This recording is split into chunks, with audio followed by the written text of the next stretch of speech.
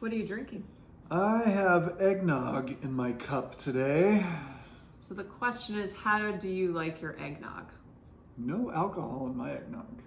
No alcohol in my eggnog. Yeah, but I'm saying I think most people drink it with alcohol. Oh, I didn't know that until I got older. Because growing up, we just had half eggnog, half milk. Because the eggnog was a little thick, but my mom and dad never had the alcohol. Not only did you not have alcohol in your eggnog, you couldn't even have it straight because it was too strong. You had to cut it with milk. Yes, because it's so thick. But then I met you, and what do you put in your I eggnog? put orange juice. It tastes like an orange Julius. It's delicious. It's very strange.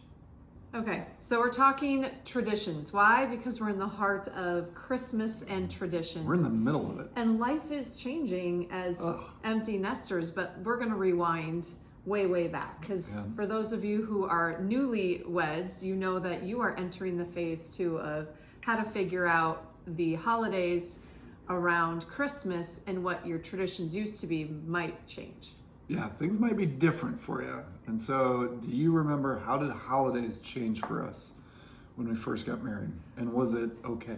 Or was it tough? I don't know. Well, they changed in the sense that we just were more busy because we did both of our families at all holidays. Maybe not Easter, but the big ones like Thanksgiving and Christmas, every holiday we did together. It was either whose we went to first and whose we went to second, right? So our families live about 3 hours apart, and we were at least 3 hours from yours and 4 from mine. So it was a triangle. So both for Thanksgiving and Christmas, we would round trip. Yeah, round trip. And so that was a lot. So it'd be 4 hours to my place, 3 hours. 3 hours to your place, 3 hours back home, or the other way around. Why did we do that? To see the whole family. Everybody got their chance. So that was our compromise, I suppose, that everybody got. Did it bother you ever? This? No, it didn't bother me. No. What was a change was not having the amount of time with my family that I was used to having. And so that for sure was a change. That was, I don't know if it was difficult, but it was, that was for sure a change. Or not being, like I know we always did Christmas Eve service with the family. And so we took turns. It was either your family Christmas Eve and then my folks would be by themselves, or the opposite. So that always, I always felt bad for the other. Yeah, but for the most part, I've worked at a church where I worked on Christmas Eve. So it was different for sure. So then having kids, that changed things, because then it was like, okay, what does the traditions look like? And I remember Thanksgiving being like, we can't do this. Big round trip. So that was, I don't know how old the girls were, but that was the first time we switched it to every other year Thanksgiving. Yeah. Your parents one year, my parents another. But we still have always done Christmas. It literally is the round trip, but it's a little longer break, and it's always either your family first for 2 nights and then my family for 2 nights. And that's even changing because families are getting older. So So that's been not a hard thing, but I think this year I'm feeling it the most. Somebody asked even today at church, was like, hey, how is the holidays?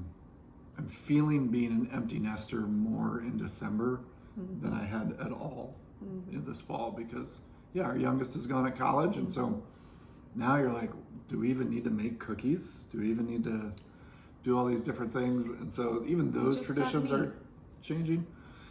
And you're a lot to handle, and so that's plenty, which is great. It gives you something to do. Gives you something to do, that's for sure.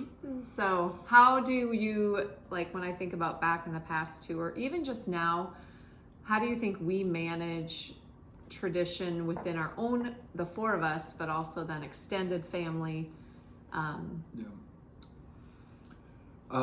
Is that a question we go to? I don't know. Yeah, how do you do that? Like for us, I think I don't necessarily know how you do it other than you compromise. And so our families were always great. Like they didn't care if we were there on Christmas Day or if we didn't get there till the 27th. They just wanted to be together.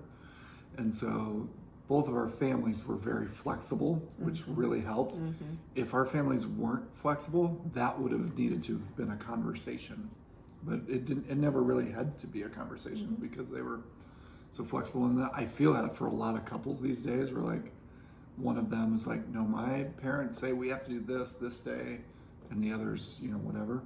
And so at some point there probably has to be a conversation there. And then what did we do for our own family, like the four of us? Or being like, how am I going to create a new tradition because I'm not with my folks and we're not with your folks? How do we do Christmas Eve, just the four of us, and you work?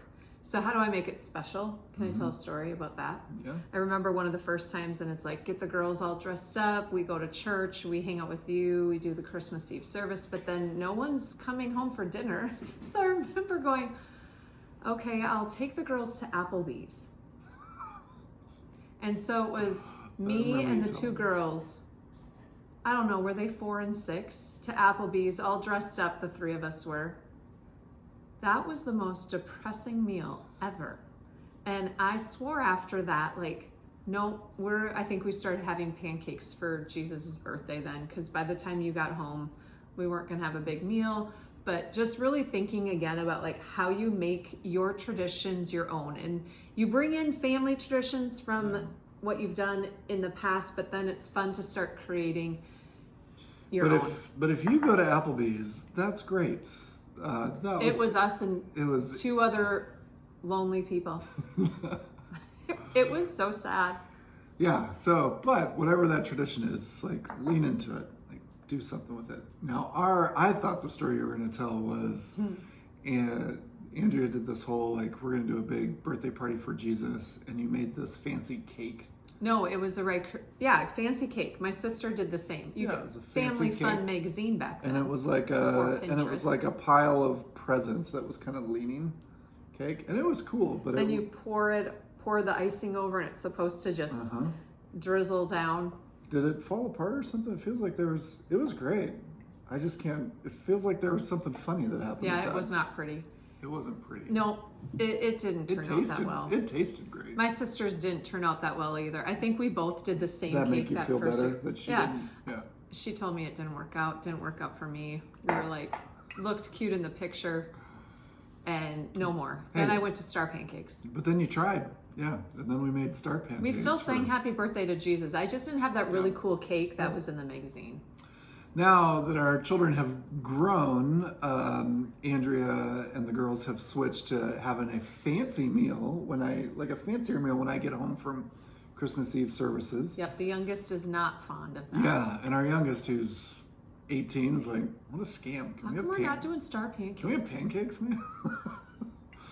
So I would say with the traditions, it really is, with families, you got to be prepared for change because it is going to change. Even your parents told you this here not too long ago, like, because now we're experiencing what they experienced when we got married and stuff, where you have some time on your own on the holidays, and there's like, yeah, it changes. And so be prepared for that change. If you have to have conversations, like, make sure you have those conversations with both sides of the family to make sure that you're caring for both sides of the family. And that's, our pastor today talked about, are you somebody who brings peace, or are you just passive? Don't be passive. Actually try to create peace with that. And I think that would help. Yeah, and I think too, it's sometimes not just setting up my expectations, but thinking of others before what I think it should be. So I just was talking to the girls about baking. What is their expectation for the goodies this holiday? And do they have any expectations? Sometimes I think we forget to just ask that too. I have all the expectations for all the goodies. We are limiting our baking. We're still doing plenty. It's just the two of us. We don't have much to bake. We're just gonna drink eggnog. We got 2 different kinds of cookies. We've made homemade ice cream. And lefse. We're done. Yeah, but I don't think I'm losing any weight, is all I'm saying. Well, do you want me to I would like to lose weight, but I don't think that's happening. Well, don't go outside and keep grabbing cookies from the freezer out there. We made them, man. I don't know what to tell you. Pray for him. Is that all you got? Yep. See you later. Bye.